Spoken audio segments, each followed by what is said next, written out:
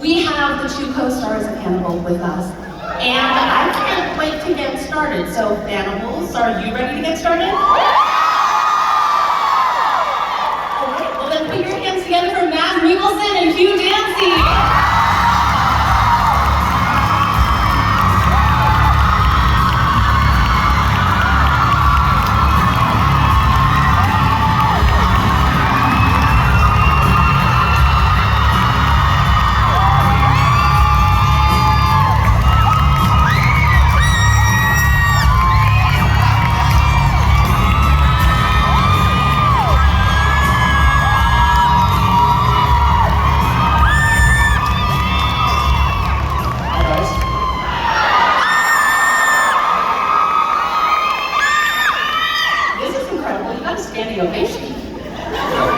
That's amazing.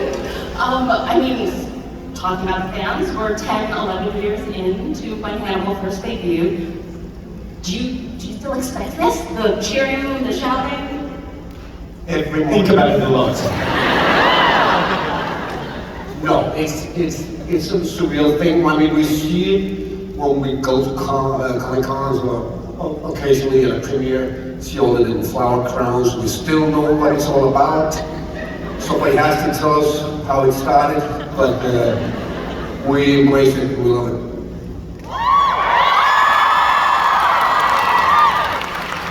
Looking back at when you first signed on to the project a decade ago, what did you expect when you signed on? Did you expect, I mean, it's a very unique... Not this. That's the truth. I don't know what I expected. I signed on basically on the basis of sitting down with Brian Fuller and hearing him talk through the show and what he envisaged for the show. And Mads, once Brian starts telling you what his plans are, you're right. He keeps going, and it's very compelling. And that was it for me. But this, no. Yeah. Thank you. What happened those first meetings when he was telling you what he envisioned for the show? He described for me like 3 seasons of the show, which bore no relation to the show we actually made. It would have been an amazing show. But I don't know, I got a sense of who he was and his vision. Yeah, and I had the same kind of meeting. I was supposed to be there for 15 minutes, and he went on for 3 hours. And I think he was in season 8 or something. And I was completely lost, but his energy was insane. I've met a few like very extreme, radical people in this business, but nothing like that. It was just, his dream and his vision was very hard to understand, but it was very compelling. I think... Yeah, thanks. I think one of the things that really stands out to fans about the show is that it's so unique in its style and its tone and the dialogue. How did you develop your characters and your performances with that specific style in mind? Well, we had obviously the books to go to start with. For me anyway, Red Dragon. I mean, it was all there. And then beyond that, yeah, coming to terms with Brian's really specific type of writing and just frankly just learning it. Because it's hyper real, right? It's not naturalistic, and I say that in the best possible way. So finding the rhythms of that and just sitting opposite Mads and getting to the rhythms of that writing. But then there was also stuff that we were not aware of, and after the first couple of episodes, I think we had a better idea of where he was going with the visuals, which is a very big part of the show. Obviously, the way it's graphic and the way it's not graphic, that's fine balance and something that we had no idea where it was going to land. But we saw that after a few episodes, and I think that was really nice to lean into, because then we were also allowed to go a little further, because, as you say, it's lifted. How did you adjust your performance as you started to get more familiar with the show and the vision? I don't know, I mean, it's obviously based on Will Graham's development from one thing to another, and me being his teacher, somehow. And you know, normally when you have a character, you want it to be very true to the character. You will often hear yourself saying, but my character wouldn't do that, my character wouldn't do that. But that was not the case with Hannibal, because he could do anything.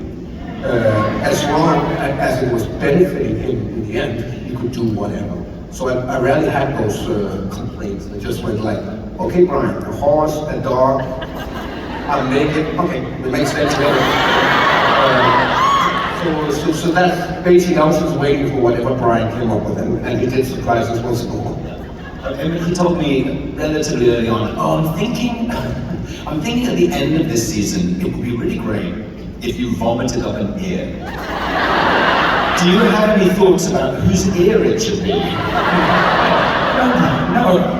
I'll leave that with you, but being given that as a place to get to, because like Matt says, I was the opposite, going through a pretty extreme change. That gave, because obviously, particularly at the beginning of the show, there was the murder of the week, there's the guy with the toadstools growing out of his head, etc., etc. But underneath all of that was this thing between Will and Hannibal, and just generally having encephalitis, which I kind of got to understand more as we went on. I really love that ear story. Are there any other stories that come to mind from, like, favorite stories when you work on set? There are tons of them. The problem with favorite stories is that you can't remember them. But when you're in the midst of it, it's funny and crazy. But when you get the question, you can't remember. The second we wrap up, we remember it. Right? So, I don't know about funny stories. I do remember the first day of working with Scott Thompson, and I was and I think Scott had this really charming quality of seeming to be bewildered that he was in the show. and I was like, oh, that's who this character is going to be. He's going to be, it's going to be Scott. Yeah, I think it's on one of the blooper reels as well, but Scott, where he is one of the funny characters, obviously, for good reason. And then one of our directors just said, okay, let's do the straight version, the non-funny version. And Scott said, that was the one that just did. All right. So that was he was fantastic to work with as well. Everybody was. We met so many fantastic actors throughout the show, right? That Kai came and visited us, so it was a humbling experience. A lot of love. That's a great question. We talked earlier about kind of the visuals of the show. One of the main central things we keep returning to is the food, right? We've got some incredible food styling. Are there any dishes that you remember liking, seeing the most? I didn't get to eat as much as Mads. As many. Got there eventually. Probably the most fun was the ortolan, right? The tiny bird, which she created so lovingly. The tiny bones inside were dried pasta, I think. So it had the crunch that it apparently has. Made out of marzipan. Yes, I made out of marzipan. Marzipan and dried pasta. I had a scene with Lawrence. Lawrence is a foodie. And they were serving us foie gras. can't pronounce it. What do you say? Foie gras. It's French. Suck it up. So we just love it so much that Lawrence deliberately fucked up his lines a few times. We had to reshoot it. So the food was really as good as it looked. That was delicious. Mads, you did a lot of cooking. Do you feel like you improved as a chef? No. I'm good at chopping things. I'm really good at chopping things and jumping stuff and catching it. But the result, the end result, is not worth mentioning. So that's why we have a real chef on the set. Am I disappointing everyone now? And I'm not a real cannibal. I'm sorry. That was worse for you.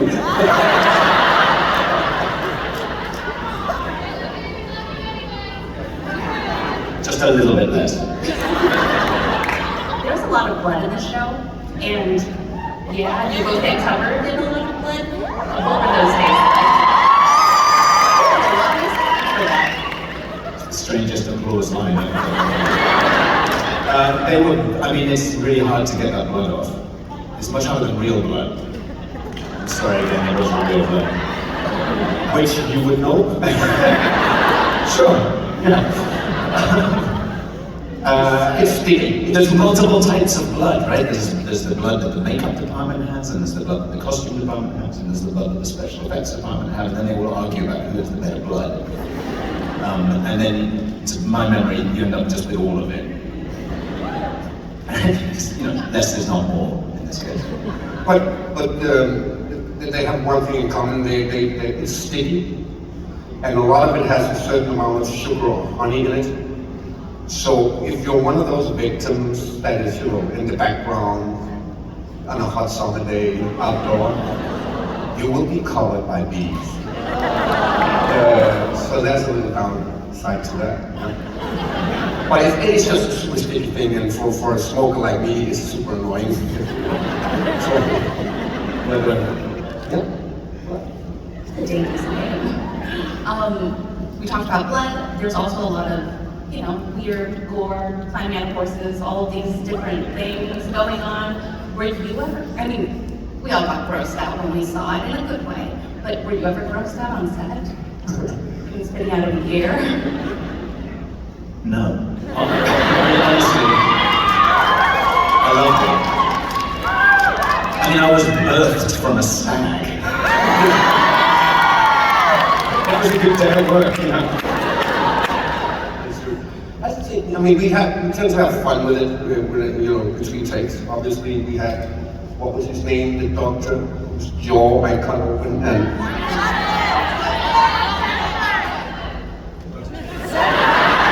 Who's that shit? Thank you. So, but that was such a gross, I mean, the prosthetic work they've done on that dummy, it was so gross. So obviously we had a lot of fun with that. Yeah. But no, we know what it is. It's fake blood. And it's, sorry again, it's not real people, they're not there. So it's not freaking us out. It's actually, it's pretty fun to do.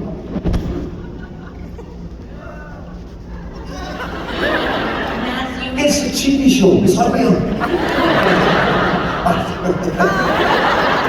Thanks for having us. As you mentioned in your press tour for Another Round, an incredible movie. You trained as a dancer, and this is a very physical role of Hannibal. Did that training come into your performance as Hannibal? I don't know. I mean, I've had the question before. I mean, I don't know if I would have done anything differently as an actor if I hadn't been a dancer. But probably not. But I can't tell because that's the way it happened, right? Obviously, he's elegant in a certain way. I have to be aware of it. And he has to have a certain tempo that he can also change. So you have to have a bodily awareness in all characters, but specifically this man. He was very specific. Nothing was wasted. There was no, he was not having a nervous scratch or anything like that, which is quite human. We made him like inhuman that way. He was completely in control of all his movements. And we spent a lot of time just sitting in two chairs opposite each other. you have to be quite, I mean, just to be still, right? It's to be still, but doing something at the same time. I don't know if that relates to dancing exactly, but it's self-awareness of that. Well, on that matter, Hugh, your character is very human. Like, you know, your foils, right? When you were sitting on opposite of each other and playing off of each other, were you in constant dialogue with like, this is what you're going to do? Okay, well then I'm going to try to do this to kind of counteract. Not overtly. I mean, it was like, well, what are you going to do on the third line? Okay, well, I'll cross my leg. But I think there's a bit of, I mean, I'm sure we were doing that without speaking about it, right? Bouncing off each other or mirroring each other or whatever. Yeah. I think there was a constant cat and mouse game between them, and we were not always sure who was the cat and who was the mouse. I think we just found a rhythm in that obviously, as you say, he is more down the department of being human than I am, and he's also going through a lot of things which Hannibal is not. So that would obviously rub off on what he does, but he would also sometimes be smartly in control of that in order to counter what I'm doing. So it was back and forth. I remember thinking at the time that one of the reasons it was so fun to work with Mads is we both, I think, like to talk about what we're going to do to the same kind of degree, and then at the same point we wanted to not talk about it anymore and just do it, and a lot of it you're figuring out as you're doing it. It makes sense to fight people that way. Or maybe it was just pity. We mentioned the cat and mouse game. All of that kind of leads up to this grand finale where Hugh, your character, lets go and kind of, you know, Don't spoil it, I haven't seen it. no one in here has seen the show. No one. But what was it like to let go with your character, and Mads, what was it like for you to kind of, it's a big moment for both of you. Are we talking about the finale? Finale. And then, it was great. I mean, my memory of that is once again being covered in blood.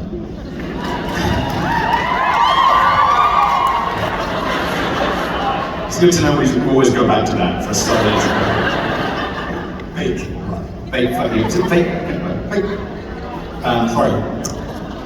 filming all night outside Toronto, somewhere in the countryside, that fight sequence.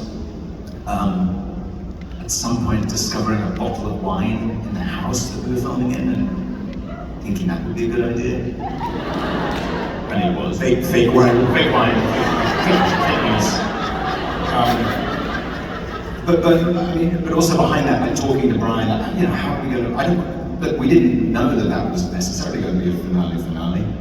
But it was, we arrived between the two of us at a place that Will and Hannibal had not been at before, right? Acceptance, I guess.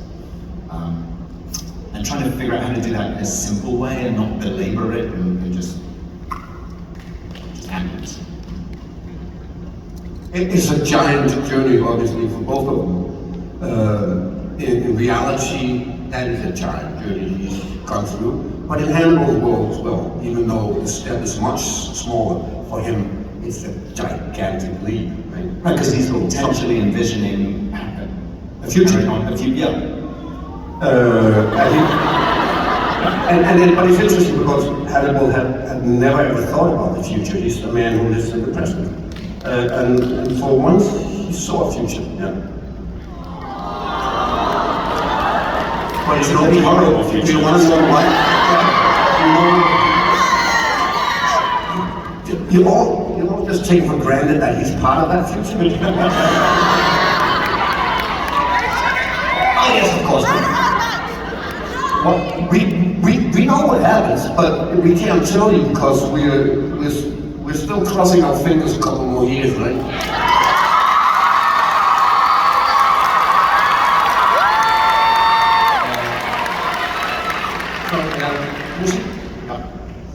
You mentioned earlier turning to books. When you guys turned to books, how did that interact with how you read the scripts and prepared your characters? Well, ultimately, eventually, we got right into Red Dragon. But for me, it was more about before we started filming. figuring out the exact nature of Will's mind and how it worked, and specifically the way, the trouble that he had connecting with people who aren't ultra-violent. And what that was, you know, when we talked about it at the beginning, I remember there was some suggestion that maybe Will is on the spectrum, right? But my understanding from, I mean, we're all on the spectrum, right? It's a spectrum. But my understanding, Will, eventually from Red Dragon, was that he's, in a sense, at the opposite end of the spectrum, that he's too porous, right? He's shut down because he receives too much information from people that is painful, as opposed to not being able to read them. And that all came from Thomas Harris.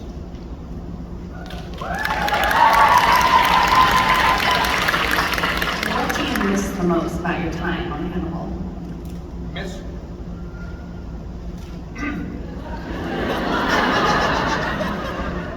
Hard to say. I mean, we spent, you rarely as an actor get to spend 3 years with one character. We visit the film and we leave the film in 2 months, right? So this was just a journey that grew on all of us.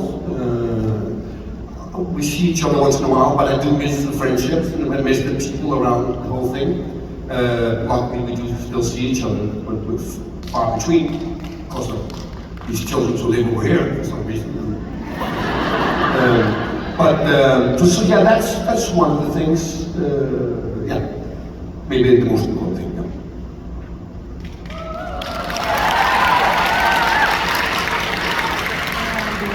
Before we go to our final question, we will be going to fan questions on the QR code thing soon on the Fan Hub, on the C2E2 Fan Hub. So the last question that I have for the two of you is, since we have the both of you and since this is a reunion, what was your favorite part about working with each other? We have an answer, yeah. There wasn't one.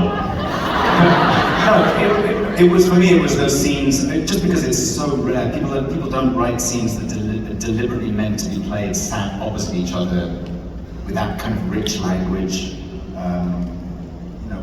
In any other show or movie, you think, well, I'm going to have to get up out of this chair. I'm going to find a way to get out of this chair and move around because this is just going to be boring. But it wasn't that. It was this intense game of ping pong or whatever between the two of them. And you know, I can't think that I've ever got to do that in any other job. It's rare. All of that, but one of the things I really enjoyed, I also think was cleverly written, was after, I can't remember, is that the end of the first season? I can't remember. Anyways, I have watched it. I have seen it. But you know, that we normally used to see vision that we see Hannibal in jail with the famous mask and stuff. But I remember that scene where I walked down the alley of cells and I come up to Will Graham and I'm standing on there as a free man and I say, hello Will. And I think it was beautiful. And then we had like tons of scene with the bars between us, was super tricky to shoot, but it was just so fantastic to be up there and he was in there. Also because I knew I'm going to get him out eventually. I love both of those answers, they're very sweet. So turning to fan questions now, I saw a great one flip by. Mads, you just reunited with Brian Fuller on a new project. What was that like? Dust Buddy. It was as crazy and mental as it was doing this. Now I had him as a director, which we've never tried before. And well, I loved it. I love him. I think he's a brilliant man, but it was crazy. In a cool way. So I can't wait to see the film. And we have a little girl in the film who's absolutely fantastic. So soon it's coming out.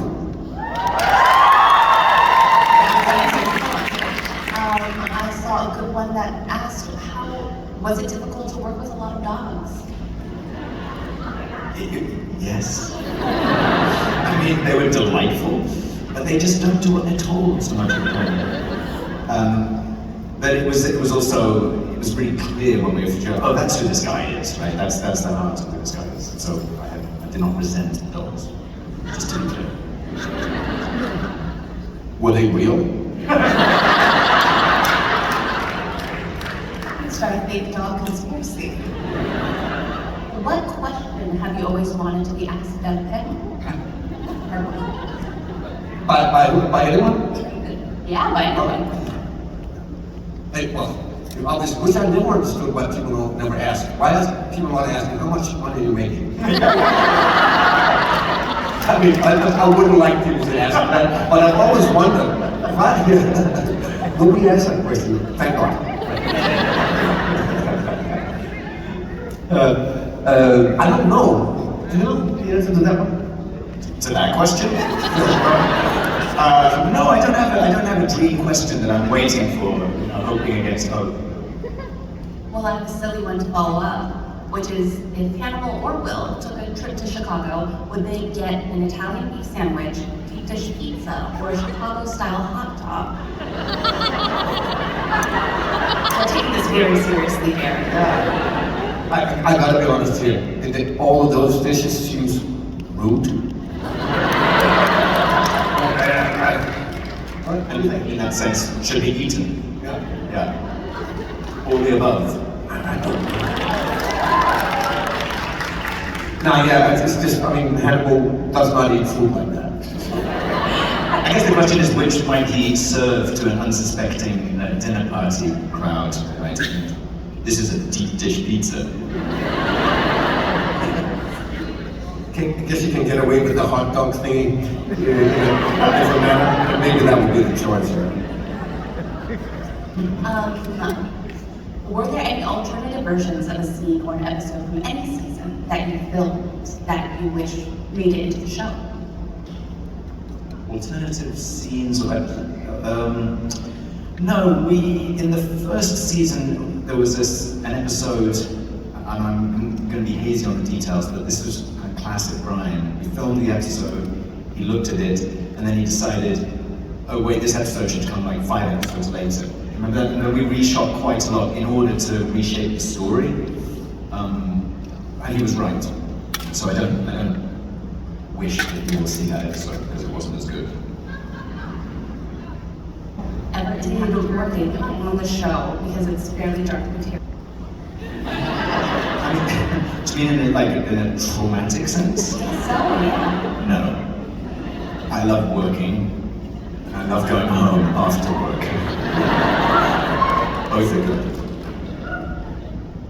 Yeah, I completely agree. The whole idea is to step into the character and lead the character as fast as you can. That doesn't mean that you can't be affected by a long day of a certain emotion, but it's rarely got something to do with the character itself. If you go down that path, you should probably find a different job.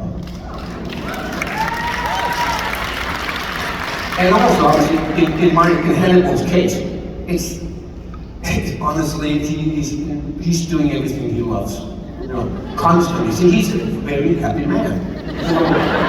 We're dealing with very dark materials, but he sees the world upside down. So he would come home with a little skip.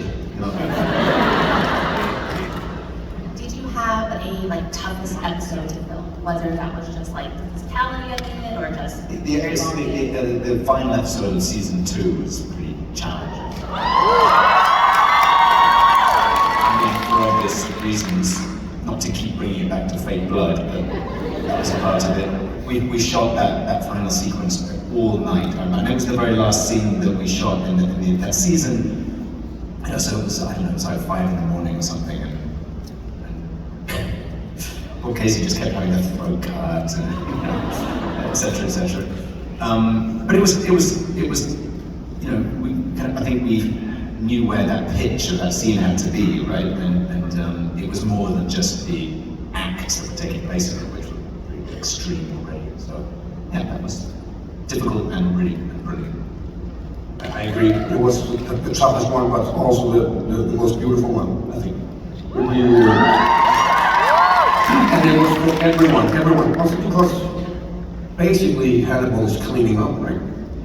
Just getting rid of everything, everyone. That is brutal, but it's also a new start, right? So there was some beauty in there as well. If you ask me. Did you have a favorite murder or tableau from the show?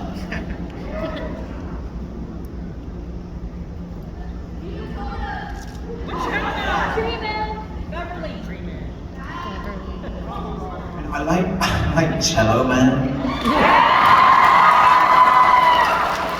That was I like killing Tobias. And also, and poor Franklin. Was there a prop you really wanted to take home, or was there a prop you didn't take home? You have to choose now. I did not take a problem. Mads? I ate it. Oh, that's true. No, I didn't bring the dog home. No. What was the process of embodying your characters and getting into that headspace? You said you had your work and then home, but how do you get into the work? On a daily basis? On a daily basis. Showing up and working with brilliant people, honestly, is the answer. Arriving and just being happy to be there. It's not, I mean, it's complicated, but it's not rocket science. It's just, it's a mutual enterprise. And once you've been there with the character for a while, and you leave and you come back, the little helping hand is obviously, I show up often with Adidas, and then I go in and I come out of the trailer dressed like Hannibal. That's a big difference. And it wakes you up, and you kind of start going, yeah, time to eat someone. Although I have wondered about what would it be like to return to these characters like after 10 years. That's something that's far from something I've ever done. Right? If that would happen at some point in the future. It would be a just be a different will. I forgot. It can be. No, but I mean, to be honest, if it's going to happen, that will be a gap in time anyway. Exactly right, it's what have happened. How early on in the show did you realize that it was going to be special? That's a good question. I remember after we wrapped the first season, the night that we wrapped, being on the camera truck with a bunch of the crew, drinking a beer, and somebody saying to me, like, I really hope we get to come back and do this again. This is the gaffer. I said, I really hope we get to come back and do this again. I really think this is, he said, I think this is special. And he's not the kind of guy who was, going to say that if he didn't mean it. And I thought, oh yeah. Well, I had been feeling that way to myself, but when you hear it from somebody else, it validates it.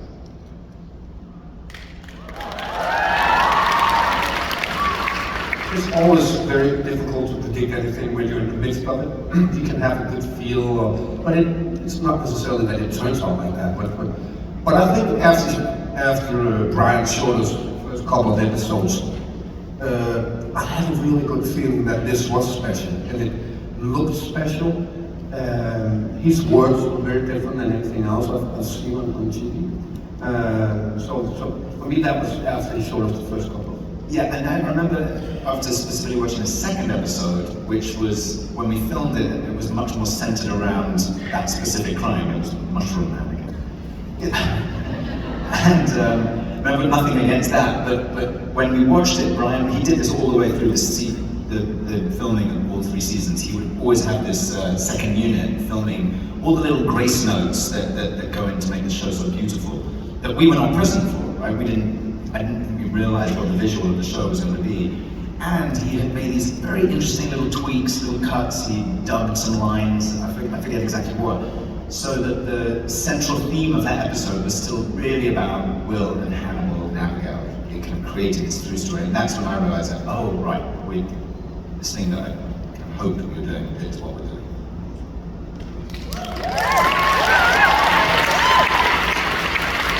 So I take back my first note, so forget that. Did you have a favorite guest on the show? That's loaded. If we mention one, everybody else is going to hate us who was on that show. I never personally met Lance Henriksen, but he is one of my favorite actors, so I was so pleased to see him in one of the episodes. But I never got to meet him. Yeah, I know, I'll go for that too, he was amazing. Do you have a favorite line or catchphrase from your characters on the show? It's hard to, I mean, I don't think this is particularly in line with Will's regular kind of phrases, but it, you know, is your social worker in that horse? Is that one that maybe shouldn't have been in there? In a sense, but I think Brian wrote it, was like, oh, I can't read it, It is a great line. It is a great line. And I think even Hannibal got surprised when you said it. Like, my friend was not a social humor. That's a great line. I think maybe a catchphrase, which would be my own as well, when Hannibal says, "Nothing here is vegetarian." Just like it. If you weren't playing your own characters, which other characters would you want to play? Oh. Children.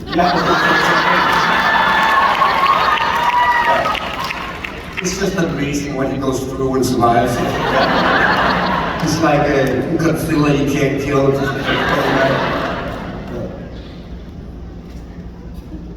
I saw a fan question asking if you've enjoyed your time at Chicago so far. Well, I got in last night and got drunk with Mads. It was time. I don't know if I can specifically thank Chicago for that experience.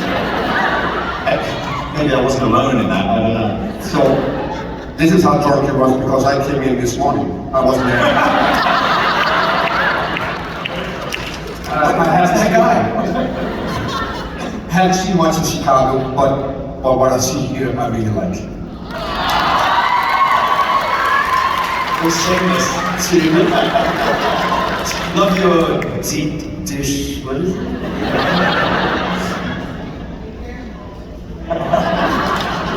What were your favorite outfits that you wore during the show? You're wearing the same. I just looked at well, there's that plaid shirt. I did get, when we went to Italy, I kind of suddenly got a nice suit. And then I got shot. Yeah, I mean, the kill suit I kind of liked, but it was a pain in the ass because it was so warm. You know, the plastic suit. And I don't know, he went away from that one. I thought it was going to be like a returning thing. He's so smart, he always uses it. Brian didn't like it, so all of a sudden there was just fingerprints everywhere. But my favorite suit was the gray and red. I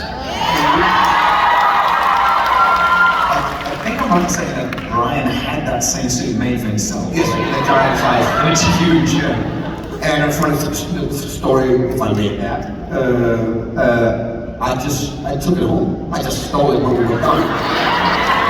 And then Brian called me and said, I really want to give you a present. I want to give you that red suit, but I can't find it. All right, Brian, I already got it.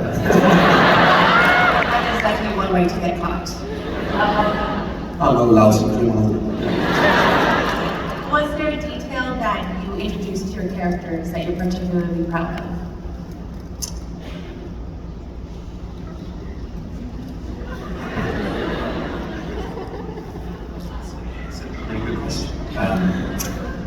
I mean, I don't know that I feel responsible for all the details. I think it was there. It wasn't like, you know, what would be great, Brian, would be if he has trouble making eye contact. That was sort of, you know, that was baked in there from the go.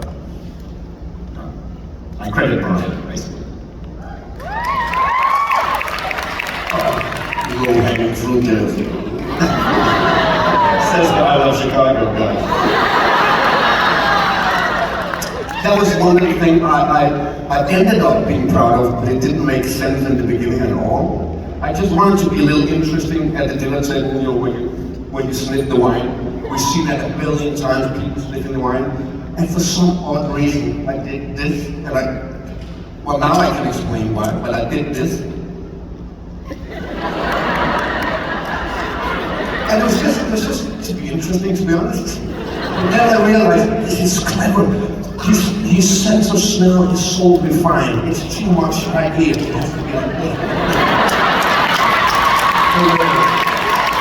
So I tried out to be smart. It started out just really trying to be interesting. You know, in restaurants when there's somebody pours your wine and then it's going to leave you to sniff it, you don't really know what to do. I have a friend who used to take the wine, look at it, sniff it, listen to it.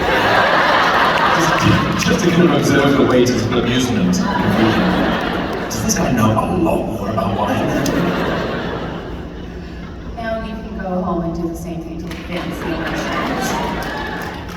What dish is permanently associated with Hannibal when you see it on the menu?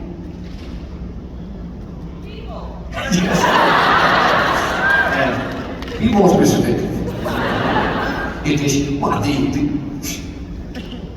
I think the Ottoman, for some reason, because it's so decadent. I mean, the way that you actually prepare these birds, it's a crazy story. I'm not going to bore you with it, but it's a very brutal and not a super heartwarming story how you treat these birds.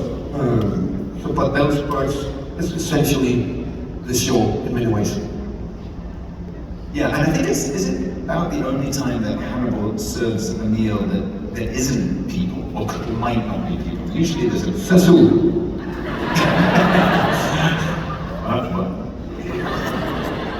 The lighting in the scenes of the show are so moody and kind of dark.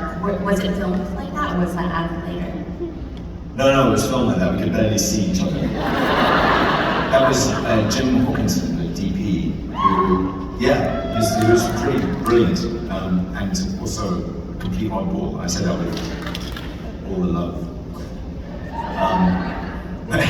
Yeah, no, he would spend a lot. I mean, TV show, they move fairly fast, right? You don't get to spend all day shooting a scene, but I think more than any other TV show I've ever worked on, it took so much time to take lights away, just more and more specific. Brilliant.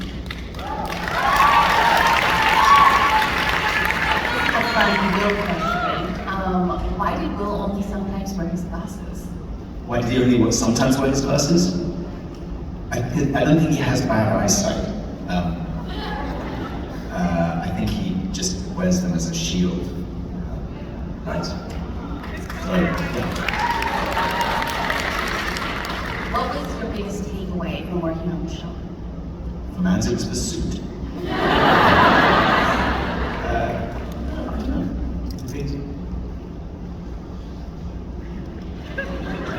This was probably, in this kind of long form, again, like showing up playing the same character for 3 years. I hadn't done that before, and I had certainly not done it in a way that would keep growing and building.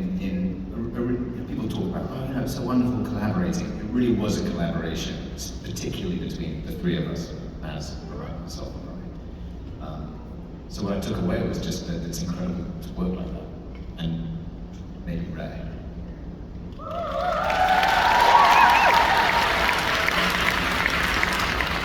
Yeah, it's agree. And then I think also we had a rare opportunity in the sense that we had the character of Abigail. So in general, we always just look at each other, but we just grow a little older. But she was growing up while we were shooting it. It was wonderful to see how that changed her performance, and Brian also changed her character because of that.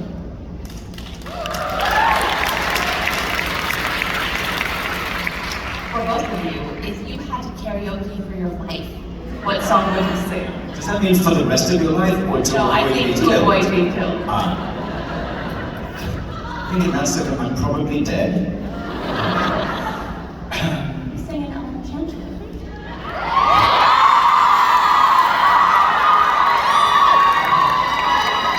It's true. Nobody killed me. Have you sung? Have you sung? Have I sung? I have sung on film. Actually, that's a secret for now. Something is waiting for all of us out there. Was that? No, no, it's not Dustbury. No, but I'm not I don't think I would put that on my CD as a big thing. I mean, you just talk about. Are you asking us a favorite song that we want to be played constantly? Karaoke. Karaoke is a different thing. You have to sing Meatloaf. Yeah. Right, so I can bat out of hell now.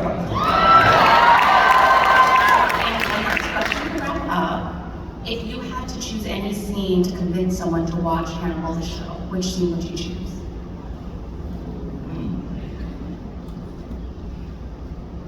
I would pick 3 scenes, which are the 3 scenes in the second. I keep going back to the second episode. I guess I love that mushroom. But the 3 scenes that we have together in the second episode, which begin with me up on the balcony, end with me, and conclude with the 2 of us for the first time sitting down opposite each other. That's kind of the heart of the show.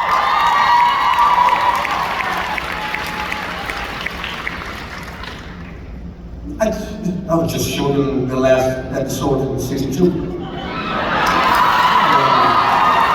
And then obviously, To wipe their minds. and then I have to kill them afterward. But no, I think it's a surprisingly powerful episode.